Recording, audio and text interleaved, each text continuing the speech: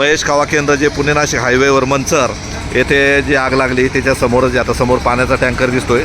आग विझवण्याचे शर्थीचे प्रयत्न आहेत. अमोल थोरात जे शेवळवाडीचे ग्रामस्थ आहेत, उद्योजक आहेत, तर नेमकं त्यांचं काय म्हणणं आहे समजून घेऊया. सध्या हे बाबाजी मुळे यांचं महेश खावा केंद्र आहे. त्यांचं पाठीमागे सरपणाचा बराच मोठा स्टॉक आहे. स्टॉकच्या बाजूला एक ऊसाची शेती आहे. तर ते अनावधानाने काय पाचट पेटवले अनावधानाने तिथे आग लागली.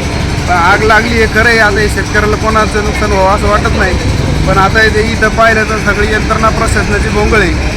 इथं प्रशासनाला अग्निशामक दलाच्या बंब बाकीचं जे सोय ते पाहिजे असं आमच्या शेवटी ग्रामस्थांच्या वतीने विनंती आहे. सगळ्या गोष्टी उपलब्ध झाल्या तर लवकर ते विझल. नेमकं कोणाकडे मागणी म्हणजे मंचर नगर पंचायत आणि भीमाशंकर साखर कारखाना? मंचर नगर पंचायत आणि भीमाशंकर सहकारी साखर कारखान्याचं अग्निशामक बंब पाहिजेत.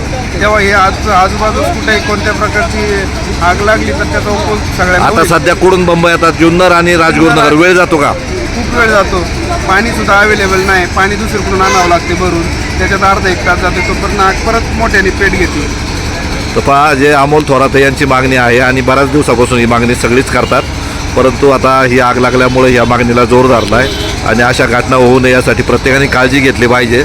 आणि झाल्यावर अग्निशामक दल बंब किंवा इतर प्रतिबंधक उपाययोजना होणं गरजेचं आहे. मंचर नगर पंचायत आणि भीमाशंकर साखर कारखाना याबाबत पुढाकार घ्यावा अशी मागणी ग्रामस्थांनी केली.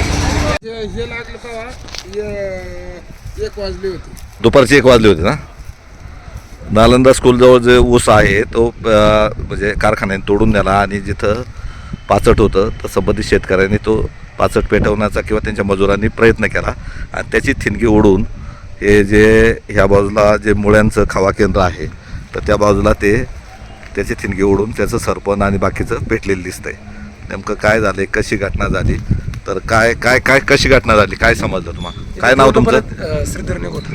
तुम्ही काय काम करत होते इथं? इथं आम्ही कंपनीमध्ये होतो, आतमध्ये काम करत होतो. तर त्यांनी आग लावल्यानंतर इथं पूर्ण दूर झाला. पूर्ण 1 तास कम की मी 1 तास पूर्ण दूर होता. हा, मग तुम्हाला अंदाज आला नाही का दूर झाला म्हणजे काय झालं? ते बघायला आले ना आमचे कारागिरी इथं काम करतात नाही आले सांगायला असंच झालं म्हणून इथपर्यंत पण आग गेली दाखवत ना. हा, कुठपर्यंत गेली आमच्या मशीन वगैरे जळाले असते इथपर्यंत. काळ झाले तिथपर्यंत. नंतर मग त्यांच्याकडे एक कस्टमर आले होते त्यावेळेस त्यांनी सांगितलं का मागं पेटले म्हणून त्यांना कळलं. मग त्यांनी फायर ब्रिगेड वगैरे त्यांना फोन केला. त्यांची गाडी आली, त्यांचं काम चालू आहे. आता चालू आहे विजवायचं काम चालू आहे. म्हणजे तुमचं काय म्हणणं होतं का संबंधित शेतकऱ्यांनी ऊस पेटवायच्या वेळेस पूर्वकल्पना द्यायला पाहिजे होते. आम्ही पेटवतो, तुम्ही थोडंफार लक्ष ठेवा. तर त्या दृष्टिकोनातून माणसं किती वेळ चालली होती आग ऊसातली? ऊसाची आग तरी अर्धा 1 तास चालली होती. हा, आणि शेजारी ते MSCBचं दिसतंय तिथं काय त्यांचं काय नुकसान? पूर्णपणे दूर वगैरे चाललं होतं. मोठा आवाज येत होता तिथं. असं फुटण्याचा आवाज येत होता. हा, एवढे झाले आणि त्यांचे माणसं आता तिथं आहेत. 6-7 लोक होती. त्यामुळे MSCBचा वीज पुरवठा बंद झाला. त्यांनी बंद केला त्यावेळेस. आवाज स्फोटाचे आवाज आले काय? नॉर्मल असे आवाज येत होते. आवाज येत होते. तर पहा, म्हणजे जे संबंधित शेतकऱ्यांनी आजूबाजूला थोडं सांगणं गरजेचं होतं आणि त्यांनी न सांगितल्यामुळे ह्या आगीची तीव्रता वाढली. वाऱ्याने पाचाट पेटून ही आग इथं जे समोर महेश खावा केंद्र आहे त्याचं जे सरपणाचा साठा आहे त्याला आग लागलेली आहे आणि ती विझवण्यासाठी आता शर्थीचे प्रयत्न सुरू आहेत.